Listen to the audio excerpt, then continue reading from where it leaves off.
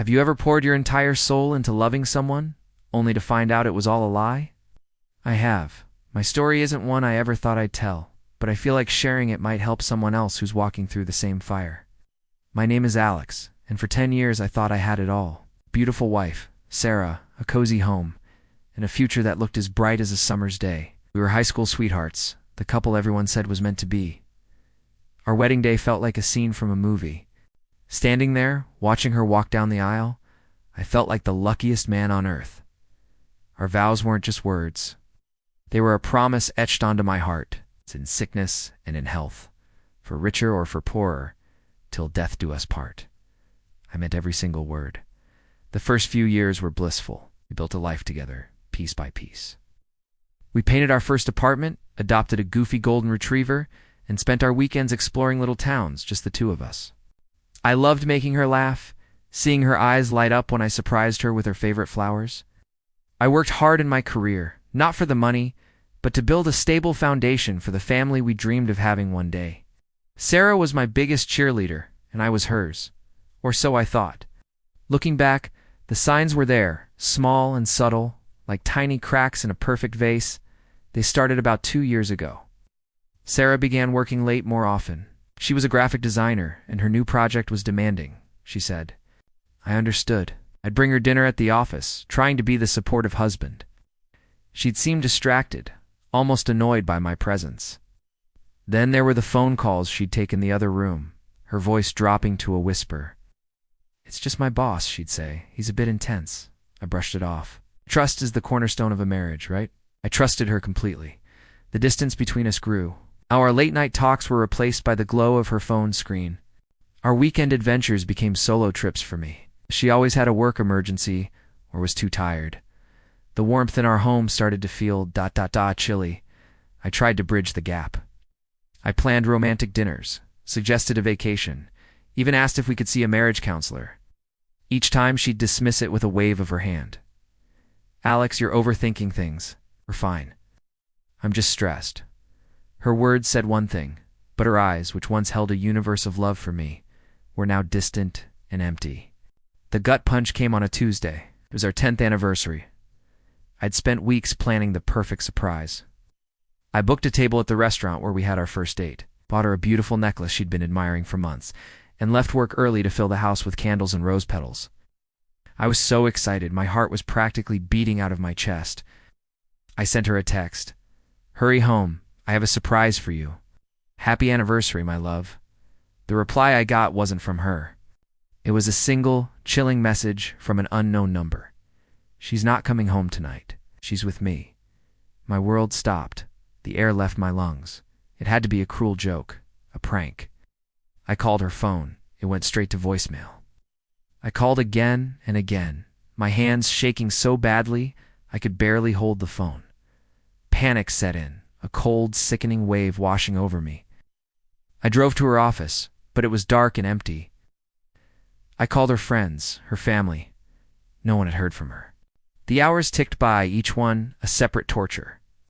The candles I had lit burned down, their flames flickering and dying, just like the hope in my heart. She finally walked in just before dawn. Her hair was a mess, her clothes were rumpled, and she reeked of a cologne that wasn't mine. The moment I saw her, I knew. There was no more denying it. The distant looks, the secret calls, the late-night sit, all crashed down on me. I didn't have to say a word. I just looked at her, and my face must have told her everything. She couldn't even meet my eyes. She just stood in the doorway of the life we had built and whispered, Alex, I'm so sorry. Sorry. Sorry for what?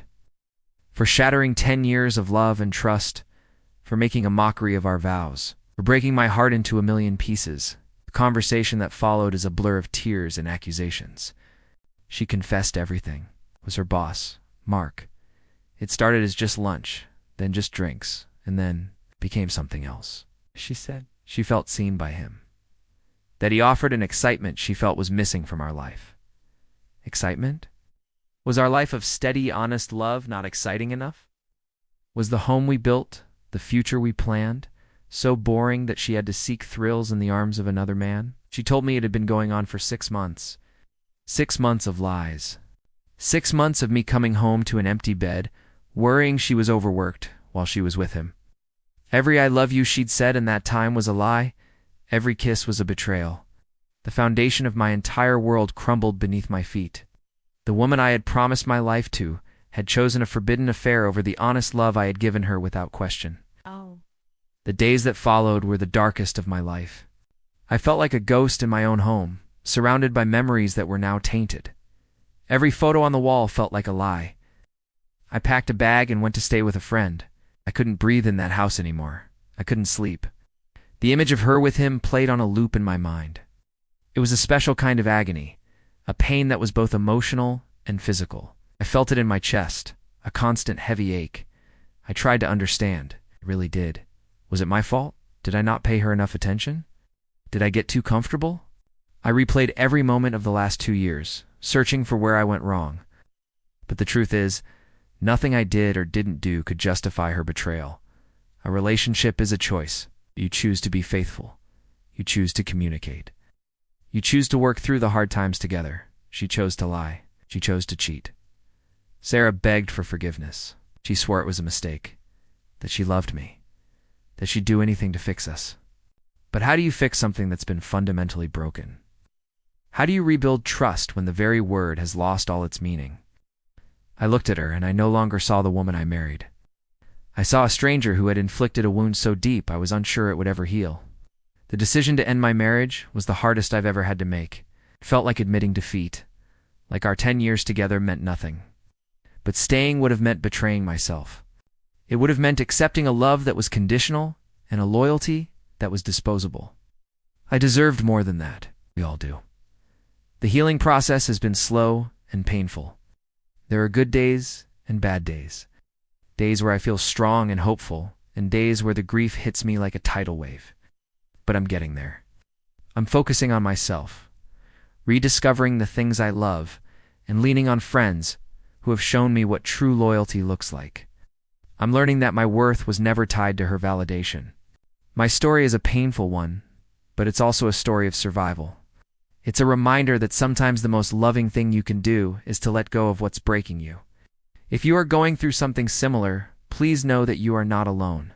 Pain you feel is valid, but it will not last forever. It's okay to feel broken, but you must remember you have the strength to put the pieces back together, not as you were, but as someone stronger and wiser. Seek help, talk to friends, and most importantly, be kind to yourself. You will get through this. Thank you for listening to my story. If it resonated with you, please consider subscribing for more real-life stories and discussions. Remember to take care of your heart